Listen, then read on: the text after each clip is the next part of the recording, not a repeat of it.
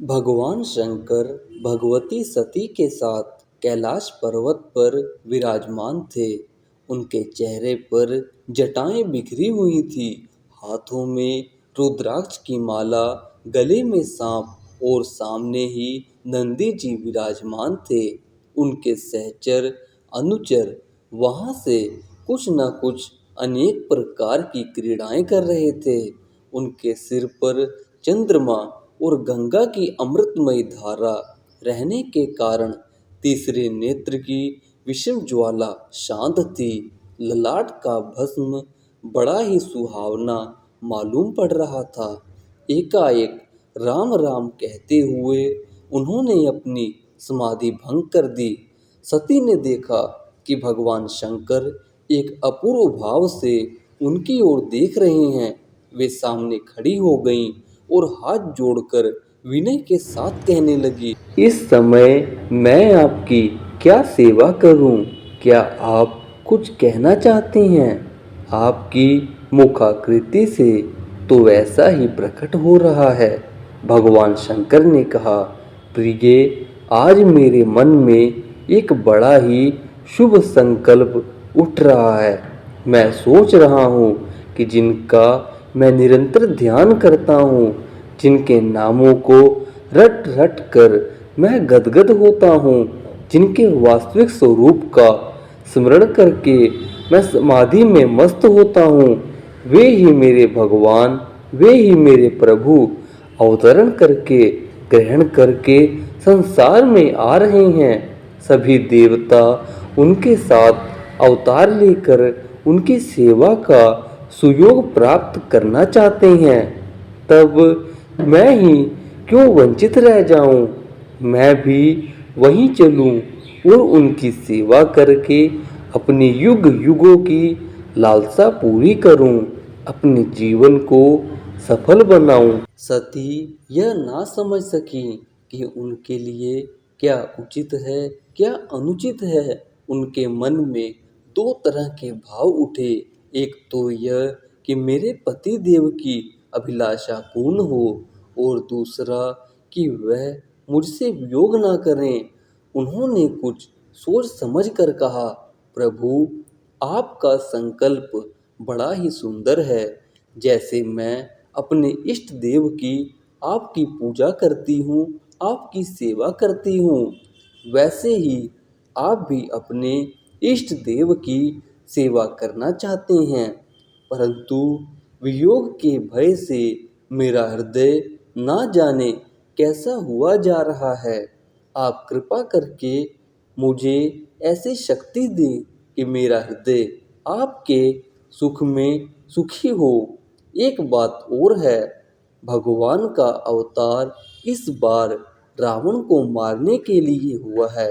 वह आपका बड़ा भक्त है। उसने अपने सिर तक काट कर आपको अर्पण कर दिए। ऐसी स्थिति में आप उसको मारने के काम में कैसे सहायता कर सकते हैं?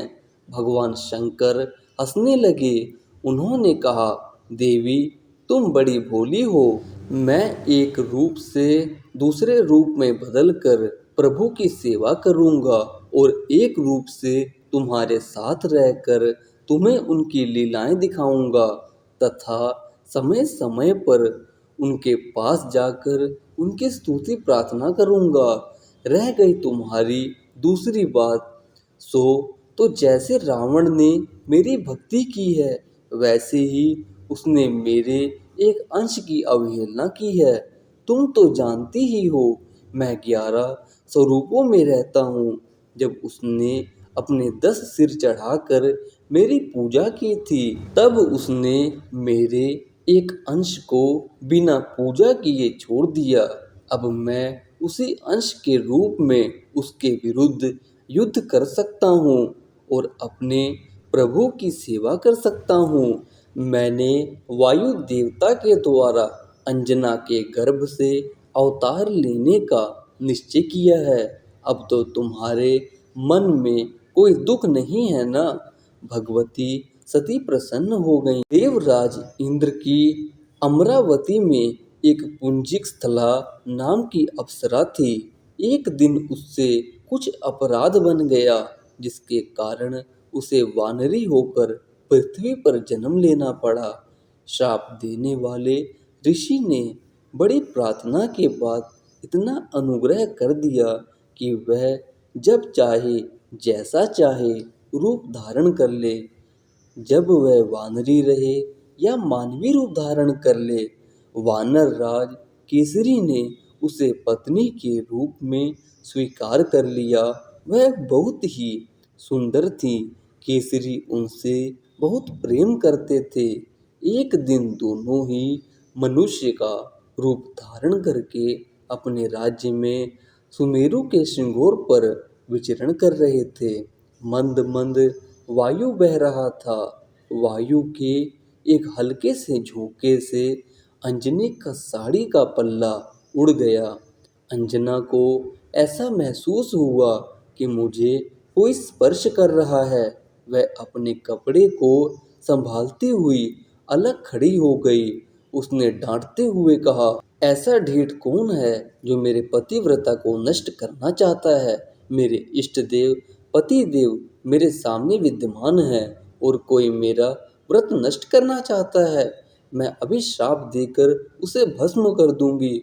उसे प्रतीत हुआ मानो वायुदेव कह रहे हैं, देवी मैंने तुम्हारा व्रत नष्ट नहीं किया। देवी तुम्हें एक ऐसा पुत्र प्राप्त होगा जो शक्ति में मेरे समान होगा। बल और बुद्धि में उसकी समानता कोई नहीं कर सकेगा। मैं उसकी रक्षा करूंगा। वह भगवान का सेवक होगा। वह अंजना और केसरी अपने स्थान पर चल पड़े। भगवान शंकर ने अंश रूप से अंजना के कान के द्वारा उनके गर्भ में प्रवेश किया